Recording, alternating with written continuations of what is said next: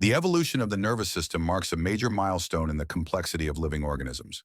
Broadly, there are two types: the diffuse nervous system, which is seen in simpler organisms, and the centralized nervous system, found in more complex animals. Let's explore how each developed and what sets them apart. The diffuse nervous system is characteristic of simple organisms, like cyanidarians and echinoderms. These animals exhibit radial symmetry, which means they don't have defined anterior or posterior ends. Their nervous system is arranged as a nerve net, a loose network of neurons spread throughout the body. When stimulated, signals diffuse in all directions, rather than following a single path. Because many synapses are involved, the transmission of impulses is relatively slow. The centralized nervous system is found in bilaterally symmetrical animals with distinct left and right sides. These animals exhibit clear anterior and posterior ends. The anterior, or head region, is the first to encounter food or danger, so it houses sensory organs and neural control centers.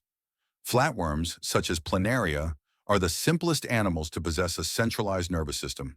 Their CNS includes an anterior brain, a cluster of neurons, along with two longitudinal nerve cords. These cords are connected by transverse nerves, enabling coordinated lateral movement. The human nervous system is of the centralized type, reflecting our complex body organization. It is broadly divided into two main components: the central nervous system and the peripheral nervous system. Each plays a crucial role in maintaining coordination, response, and overall body function. The central nervous system consists of the brain and spinal cord, housing around 100 billion neurons. These delicate structures are well protected. The brain is enclosed within the skull, while the spinal cord runs through the bony vertebral canal. Further protection is provided by three tough connective tissue layers known as the meninges: the dura mater, arachnoid mater, and pia mater. Additionally, the entire CNS is bathed in cerebrospinal fluid, which acts as a cushion and helps maintain a stable environment for neural function. The development of the brain begins with the formation of secondary brain vesicles, each giving rise to major brain structures. The telencephalon forms the cerebral hemispheres, basal ganglia, hippocampus, and olfactory bulb, along with the lateral ventricles. The diencephalon gives rise to the thalamus, hypothalamus, epithalamus, and subthalamus, and encloses the third ventricle.